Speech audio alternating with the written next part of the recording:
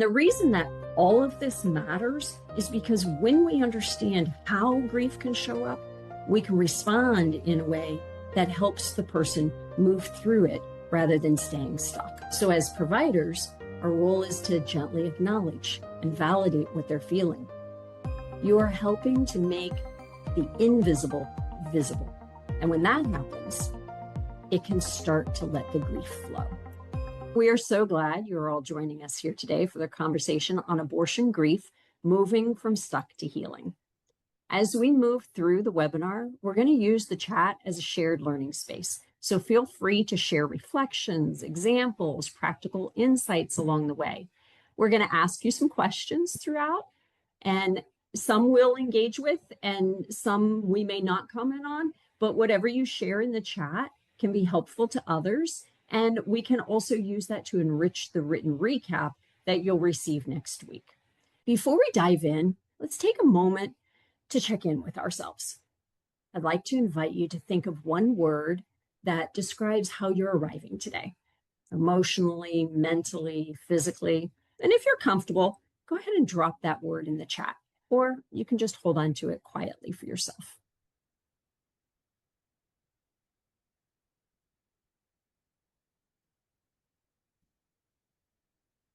And just notice, was it easy or hard to choose a word today? And as you look at the chat, does anything stand out or surprise you? See, peaceful, encouraged, busy, curious, tired, excited, ready for healing, very energetic. Love seeing all of that. Thank you all for participating. That's just a small example of what we're talking about today, putting words to internal experiences. Because when something is named, it becomes a little more visible and can help us get a little less stuck.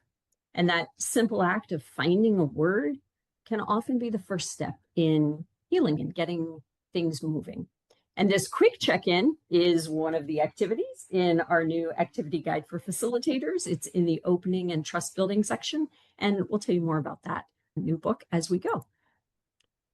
What is grief?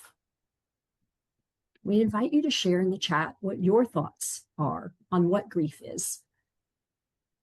And while they're commenting, anyone on the team want to share what your thoughts are on what grief is? Can I share? Absolutely. For me, I think I can't speak, like I like to say, I can't speak for women, but I think for me as a man, grief is like a many emotions in one for me. So I think as a man, we're not taught how to really handle certain emotions. So when we do feel things of anger, sadness, being maybe a little bit irritable, certain things, I feel like that's what grief could be, especially for me as a man. It's like all these things together, but you're trying to figure out, why do I feel all these things at once and what is this called? So I think that's what I would say it is. Awesome, Niles. Thank you. We've got comments in the chat: emotional experience, response to loss, sacred journey, long sorrow, grieving the loss of what could have, experiences surrounding a loss, natural process of feeling loss, letting go, multitude of emotions. Awesome. Thank you all. Very active chat. We love having that. As you can see, grief isn't just one thing, and it can look different for everyone.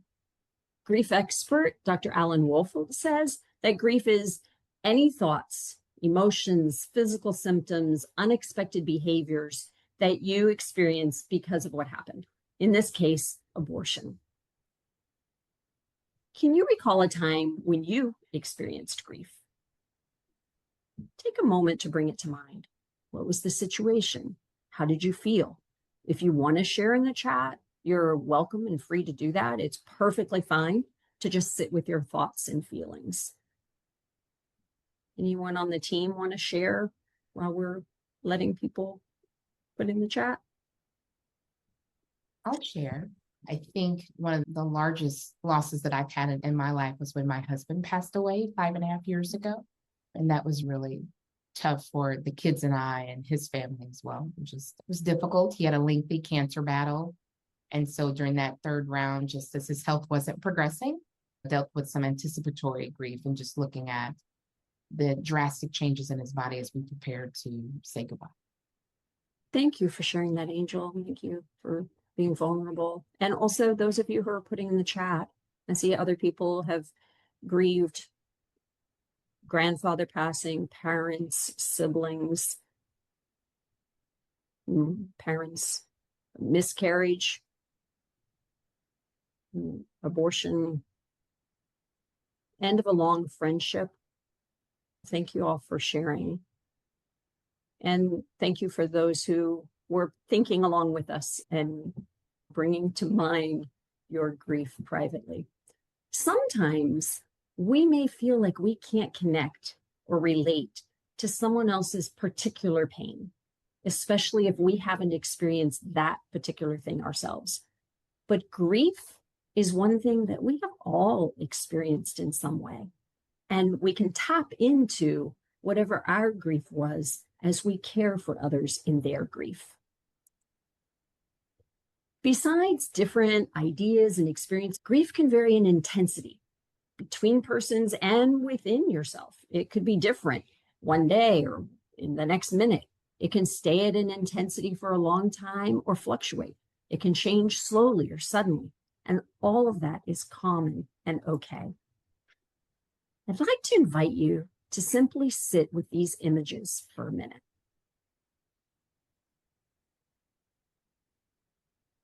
See what resonates with you. Maybe from a grief you or someone close to you or a client experienced. And feel free to share in the chat any thoughts that come to mind.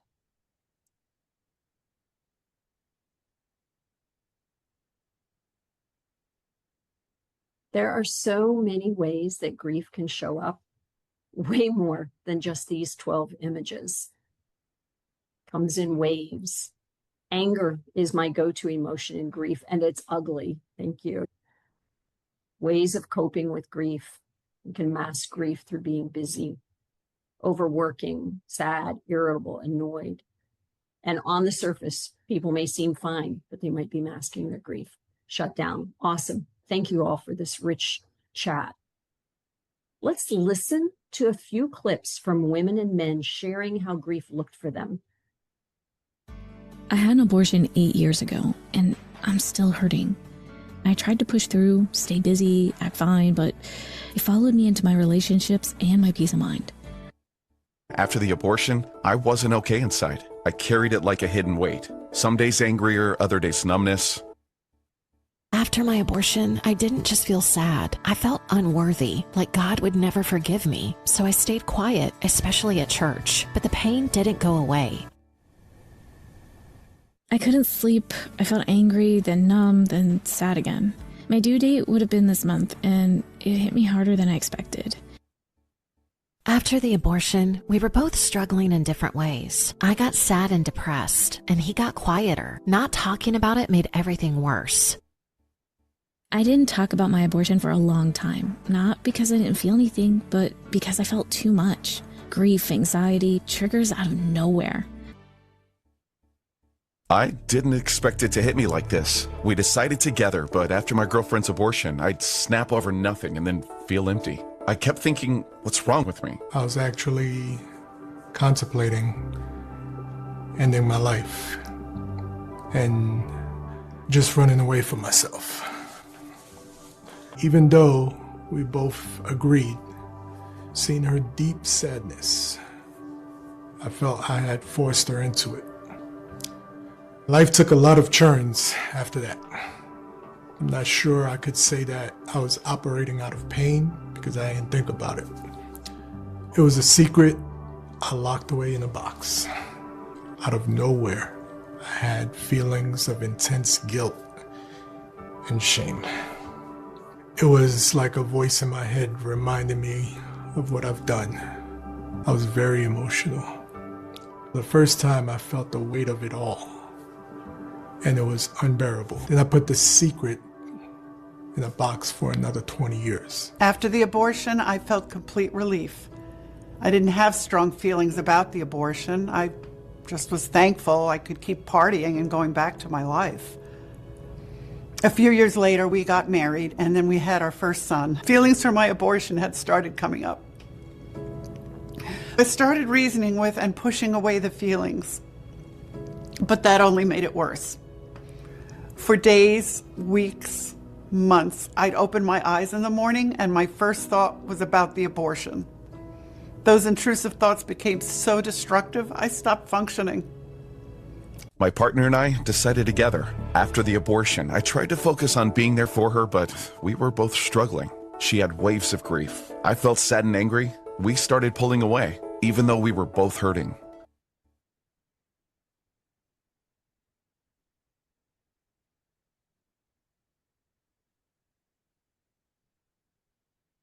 Those are just a few snippets of some of the grief and pain that people can experience after abortion, and it can help us. So why do some of us and our clients seem to get stuck more than others? Grief expert David Kessler uses the metaphor of a river. He says that grief is meant to flow, but when a branch like secrecy, isolation, anger, betrayal, depression, when that gets in the way, it creates an eddy, and the water, or the grief, just swirls in circles instead of flowing. So think about, how do you recognize when someone is grieving? You can put some ideas in the chat if you like. Somebody on the team, do you want to share while we're letting people respond? I'll share. I have a friend that's grieving right now, and one of the biggest things that I've noticed is her withdrawing from communication and just not responding to texts and emails and things like that. She's isolating herself because she's grieving. Thank you for sharing that, Angel. We see several people have also shared withdrawing, isolating, depression, changes in their typical presentation.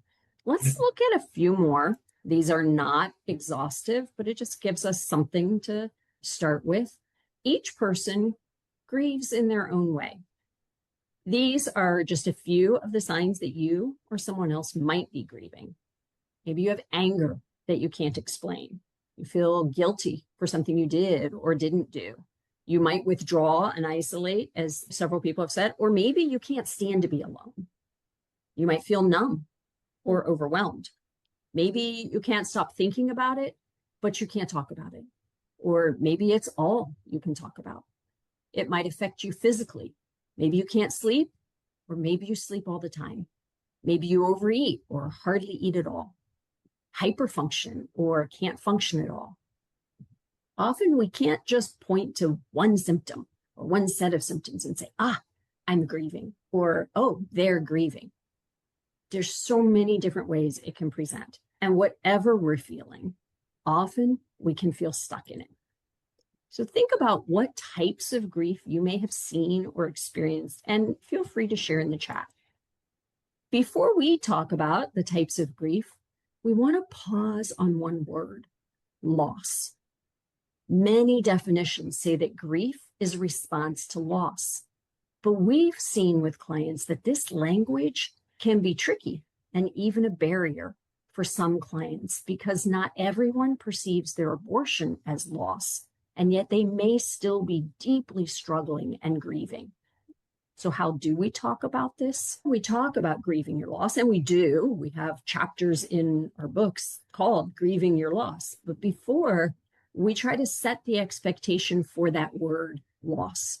For example, we might say grief is a natural response to loss. Maybe you think of your abortion as loss, and maybe you don't, and that's okay. But if you're wrestling with your emotions, there may be some kind of loss in the picture. It could be the child you wouldn't hold or watch grow up, the peace you used to have, the relationship that changed or ended, dreams you had. Perhaps you lost trust in people around you. Loss can take many forms, and sometimes it's more than one, and sometimes at the same time it's lots of them. Instead of defining the person's experience as loss for them, our role is to validate, remain curious, and create space that lets them discover what grief means in their experience. So as we move into talking about different types of grief, just keep that word loss in mind, because we do use it, but we just want to remember that it can mean something different for each person you're working with.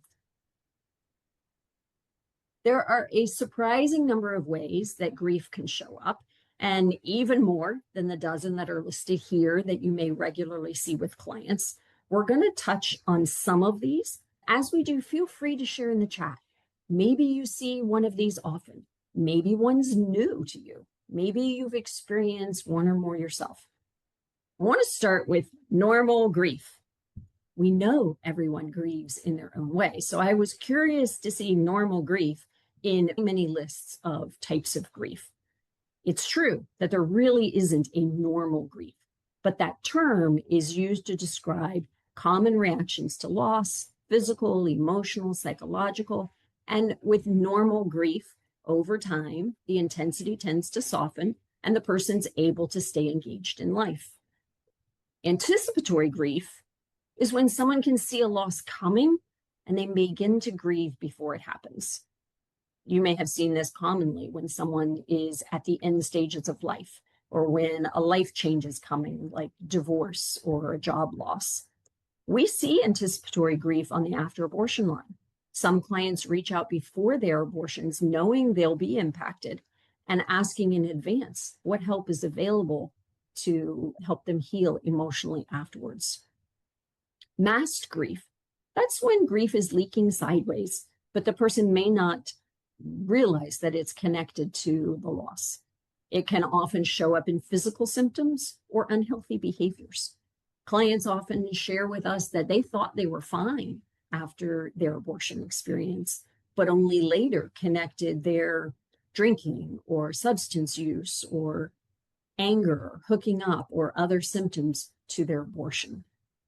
Secondary grief is loss on top of the primary loss, like a loss of the relationship or identity, financial stability, school.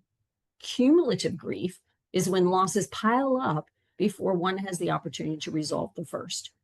Clients share with us that they had an abortion at the same time that they were dealing with the death of a parent or a pet or a job loss or a health issue. These two, secondary and cumulative, can sound similar. So here's a helpful way to think about the difference. Think of secondary loss as like a single storm that just washes away multiple bridges, while cumulative grief is like a series of separate storms that hit before the water from the first one gets a chance to recede. Delayed grief is when grief reactions don't show up until long after the loss. Often the griever consciously or subconsciously suppresses reactions to avoid the pain. And that might sound like masked grief, but the difference is that masked grief is grief that's leaking sideways. So the grief is there and signs are visible, just not recognized as connected. And delayed grief is more like it's deferred. There are minimal or no emotions or change at the time. And then something down the road, often during another loss or a life transition, suddenly they feel sadness, regret, grief that seems to come out of nowhere. We hear this especially after childbirth, or after someone in their life dies, or after retirement, or at anniversaries or milestones. Complicated grief is when grief gets tangled up. It gets mixed with things like guilt, shame, anxiety, other issues, and it starts to interfere with daily life. And so the grief becomes harder to process on its own. And disenfranchised grief is grief that is not openly acknowledged or supported by others. And we're going to spend a little more time on this one because it is so common in after-abortion grief. And the reason that all of this matters is because when we understand how grief can show up, we can respond in a way that helps the person move through it rather than staying stuck. So let's take just a little bit more time on disenfranchised grief. Think back to our river and the eddy. The disenfranchised grief is like another branch that can block the flow and keep someone stuck.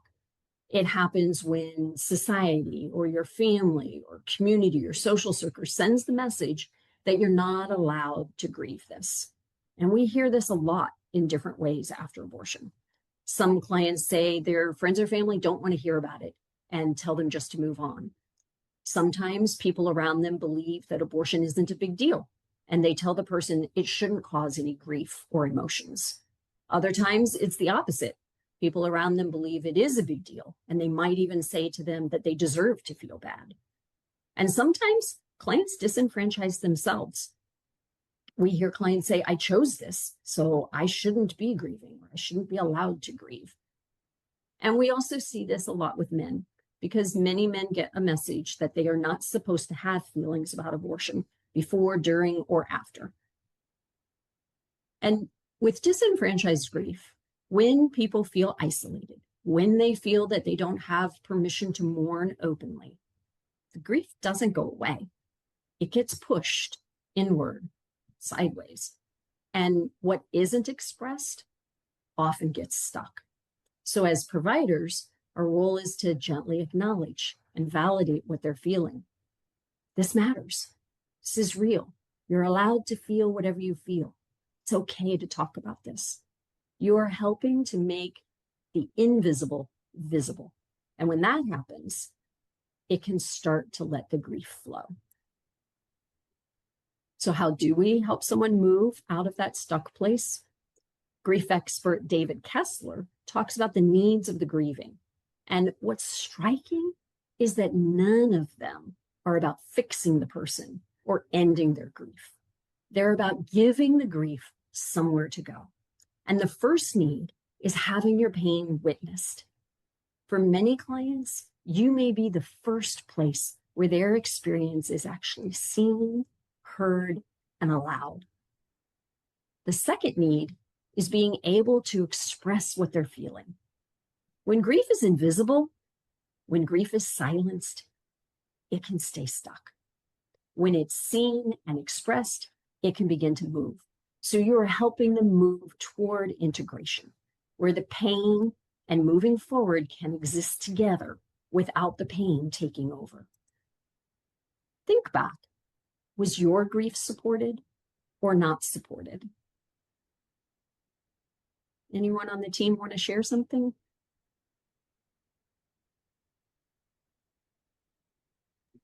I think for me, I think I shared in my story, my experience was, it wasn't that my grief wasn't supported. I just didn't know who would support it and if it would be unsupported. But once I had a breakdown in a certain situation and I realized how many people were there for me, I realized that I was supported and I had those there for me that cared. I just had to allow them into my space.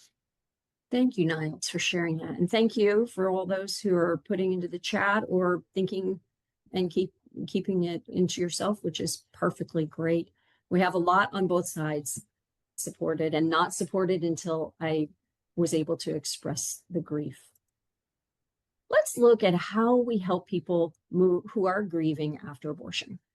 Sometimes we're taught to keep an emotional distance so we can stay objective. But when somebody's sharing something really personal, like their abortion experiences, if our expression or response is blank or unreadable, it can actually feel unsettling for the person. It can activate their flight, fight, or freeze nervous system response. So our role is to be a compassionate mirror. When they share something, emotions, regret, relief, confusion, we reflect it back in a way that shows that we get it. Something important happens in that moment. Their body starts to relax. They feel a little safer, a little less alone, and you are helping their nervous system regulate. And that sense of, you're with me in this, can open the door for healing. And if you want to dive more into those nonverbal concepts, we're going to share links with some recent webinars that talked about those topics. Working in abortion recovery can be heavy. Sometimes the stories and pain, they just stick with you at work and even after you get home. One way to protect yourself from burnout is to be aware of the difference between empathy and compassion, and to notice where you are with a client in the moment. So we want to give you a simple tool, the fan switch.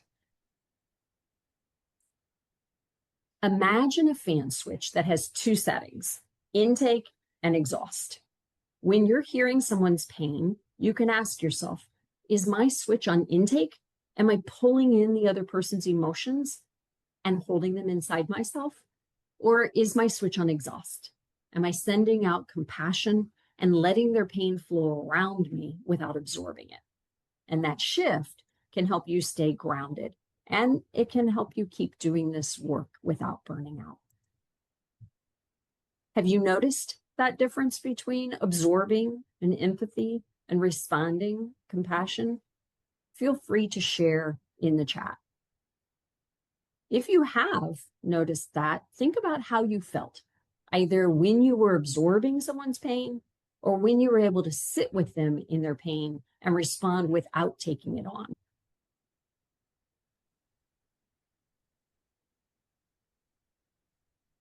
And you want to, on the team, share something?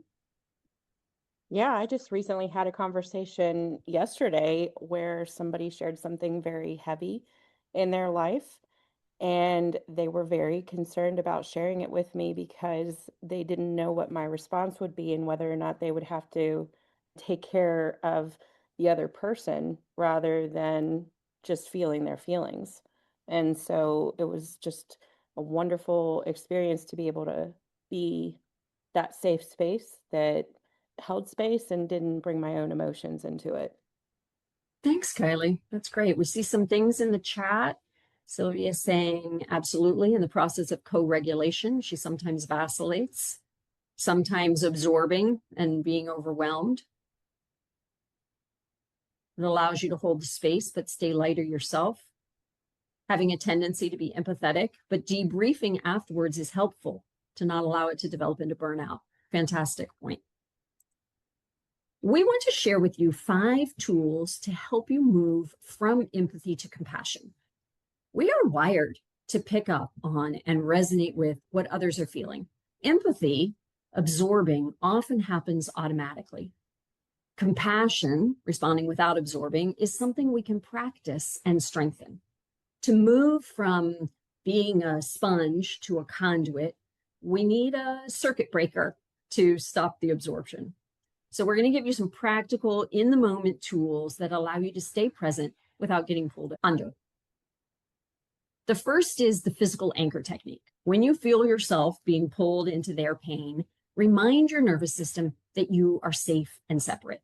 You can press your feet firmly on the floor. You can gently pinch the webbing between your thumb and your forefinger, and this grounds you in your own body. It sends a signal to your brain, I am here in this chair, and they are there in that story. And it creates a physical boundary that can stop the intake.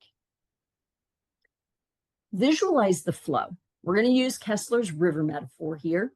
Create a mental image that you can use while the client is speaking. In the moment, you can imagine the client's words and emotions as a stream of water coming toward you. And instead of letting that water soak into your sponge, you can visualize it flowing around you and continuing on. And you can say silently to yourself, I am the bank, not the river. I'm here to support, not take this on. I can stay steady while this moves past me. The next is when you start to feel pulled in, shift from feeling it to thinking about how to respond. Here's a way to do that. In the moment that you notice intake, maybe your chest tightens or you feel yourself getting overwhelmed, ask yourself quietly to yourself a curious question about the client. What does this person need most right now? Or what's the bravest thing they just said? Curiosity can interrupt that emotional pull. It can create just enough space for you to stay present without getting pulled under. And from that place, you can respond with care and intention. The next technique is called exhale boundary. Think back to that intake exhaust switch that we talked about. When a client is sharing something painful and you feel that pull to take it into yourself, you can take a slow breath in, simply silently acknowledging to yourself their pain, and then let out a longer, slow breath, releasing that weight from your body. That longer exhale helps activate your calming response. That can reduce that overwhelm, that freeze feeling. And that can allow you to stay present and steady with the client. And the fifth technique is respond with validation rather than identification. Sometimes when we feel a client's pain, we may go to something like, I know exactly how that feels. That is so devastating. And it's coming from a good place, but it can pull us into their experience. Validation sounds more, I can see how much weight that puts on your shoulders. It makes sense that you feel stuck right now. You're acknowledging what's real for them without taking it into yourself. And from that place, you create space for them to see what's next. Let's turn to the client side. We're going to offer you 4 tools to help clients get unstuck from the eddy and to integrate healing into their lives. So the first to help interrupt that circular eddy that we talked about earlier is a tool that you can use to separate facts from the meaning that we've attached to them. Our minds just naturally try to make sense of pain. So when something hard happens, we don't just remember the event, we build a story around it. The event might be, had an abortion last year, but the story might become, I'm a horrible person, or I can never forgive myself, or maybe God can never forgive me, or I don't deserve to feel better, or any number of other harsh self-talk interpretations that we hear clients say. You can gently invite clients into a facts-only exercise, asking them to list what happened without interpretation. It's not about minimizing their feelings. It's about creating a little space between what happened and the meaning about themselves that they've attached to it. And from that space, they can begin to notice differences between the event, the story, and the emotions underneath. And often that shift can allow them to start getting unstuck and to move out of that loop of self-judgment and into something more grounded, where grief and meaning and healing can begin. I'd like to show you an activity that you can use with clients as you work through this. You can have them write the meaning that they've attached to their fact on a special piece of paper like this, and have a bowl of water ready like this, and then ask them to put their paper with their story, their narrative, just a short bit about it, into the water, and then gently stir. Hopefully you can all see what's happening there as I stir.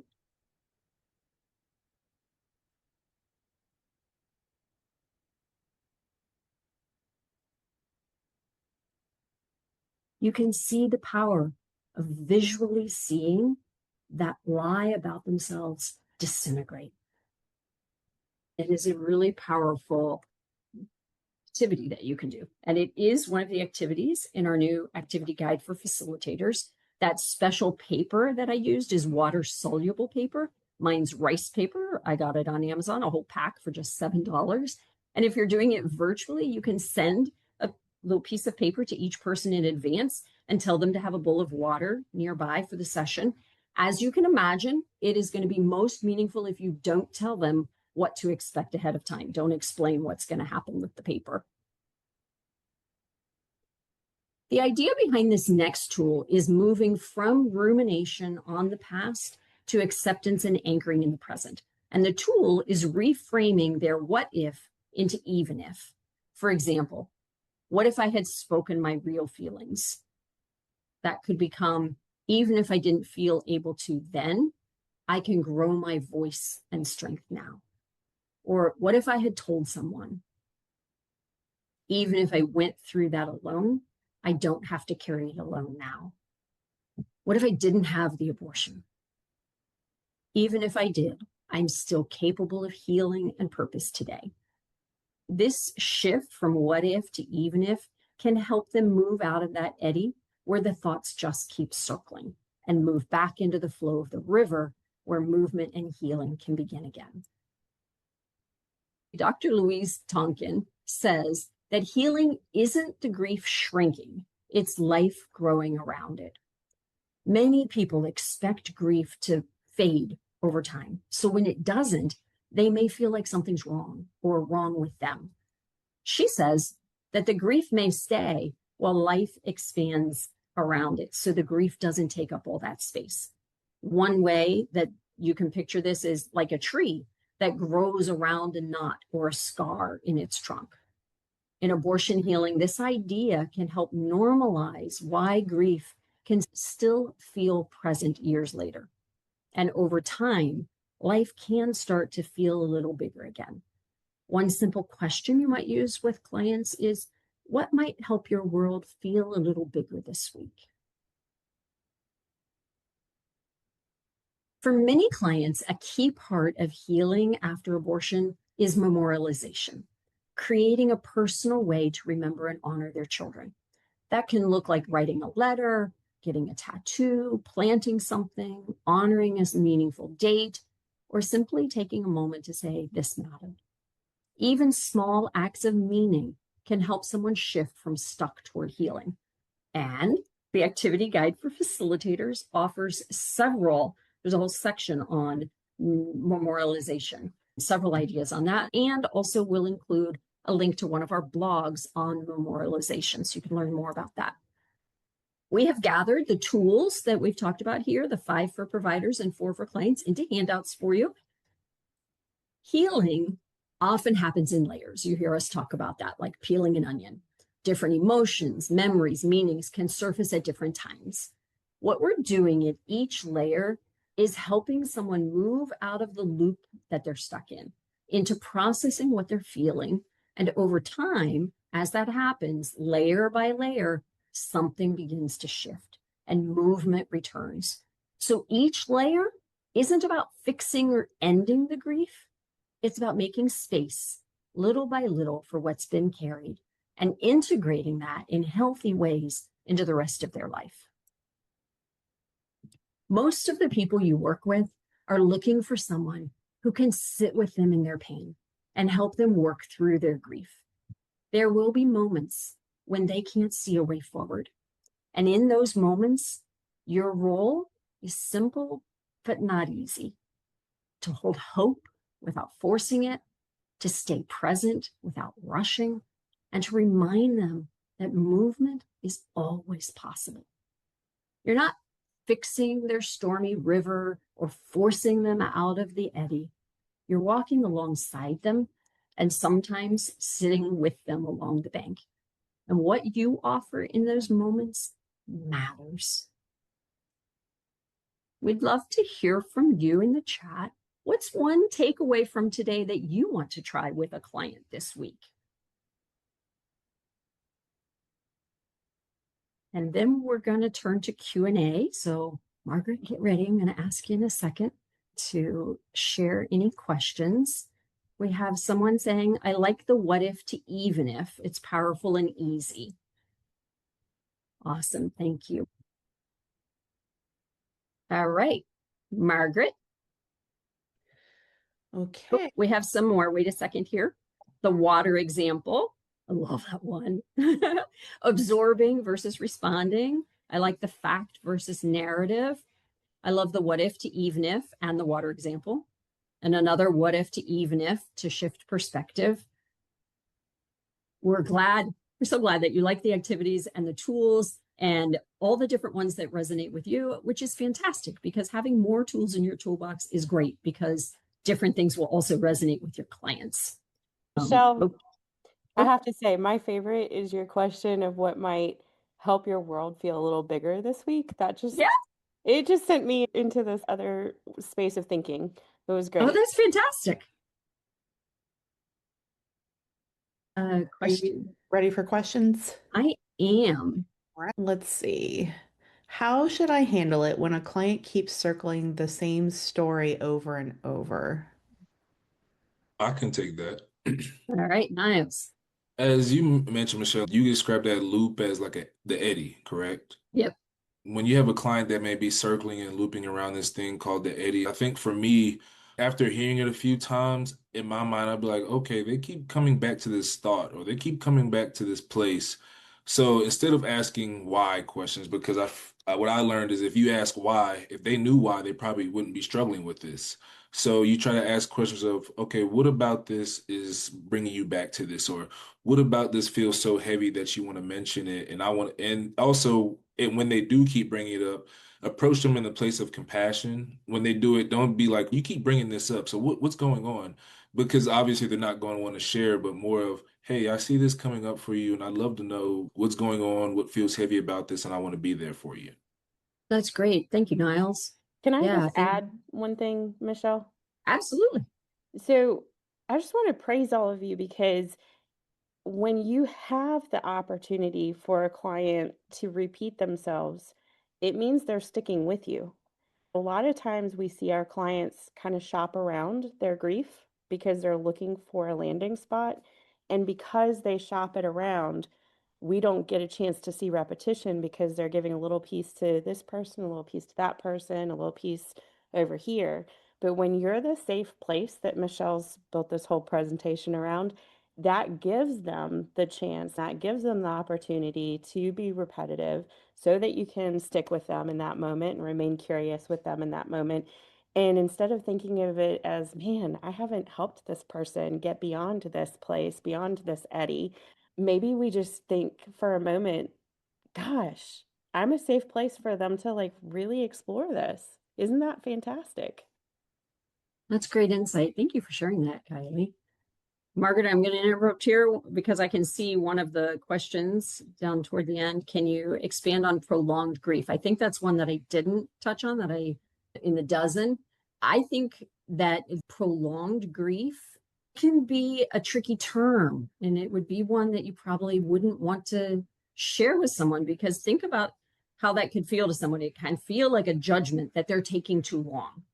The term means that it's a loss that feels just as intense months or even years later, and the person can feel stuck.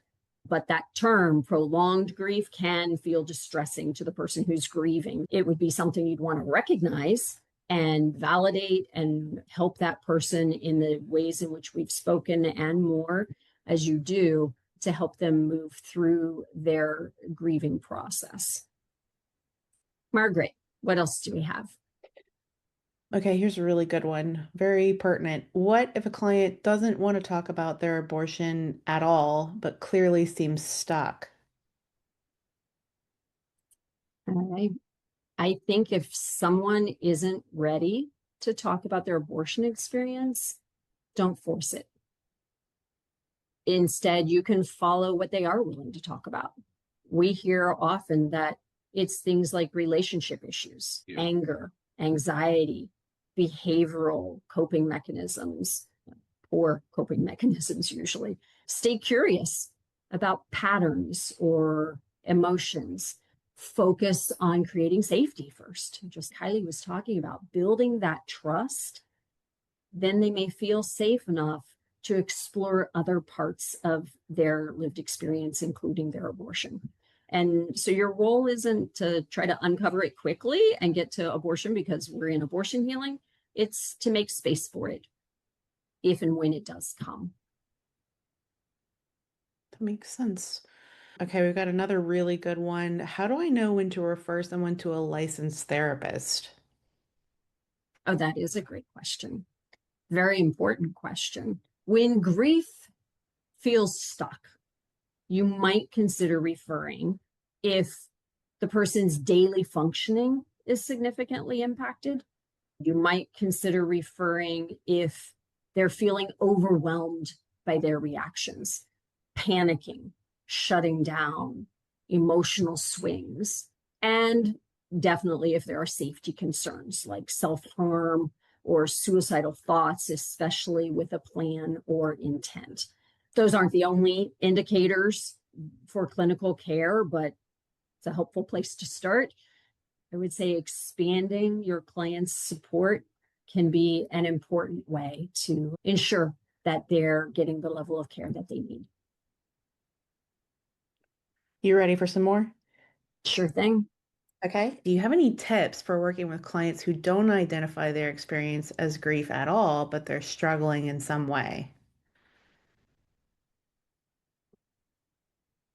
Sure. It's okay not to say the word grief.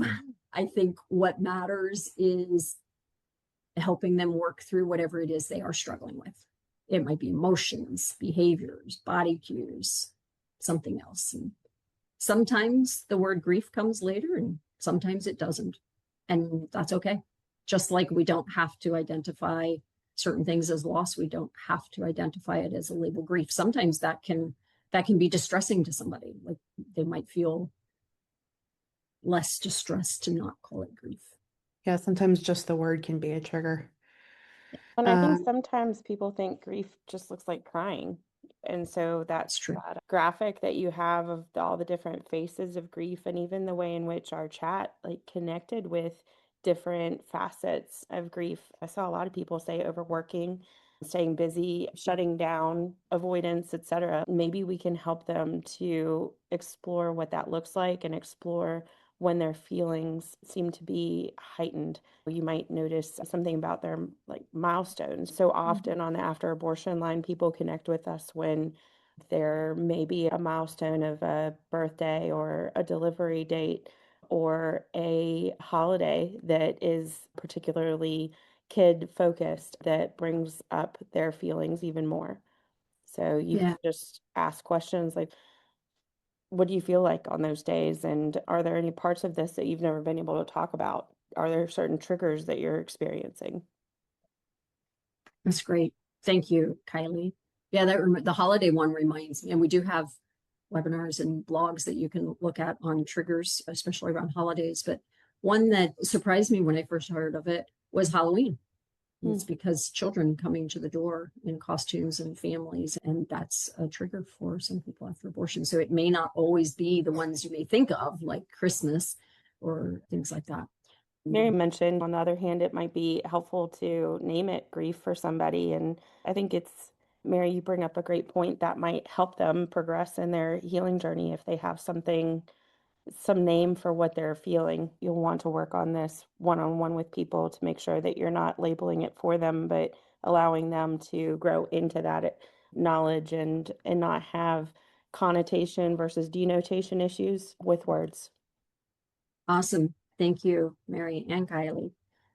And I'm looking at Terry's comment here, just acknowledging to our clients that grief is a process that may have been forbidden. And everybody grieves differently, and it could be a lifelong process that looks differently at different points in their life. Thank you for that. We had such a fantastic conversation. Thank you, everyone, for sharing. What's one word to describe how you're leaving here today? We're going to circle back to how we began, which is a good adaptation for that conversation that we had.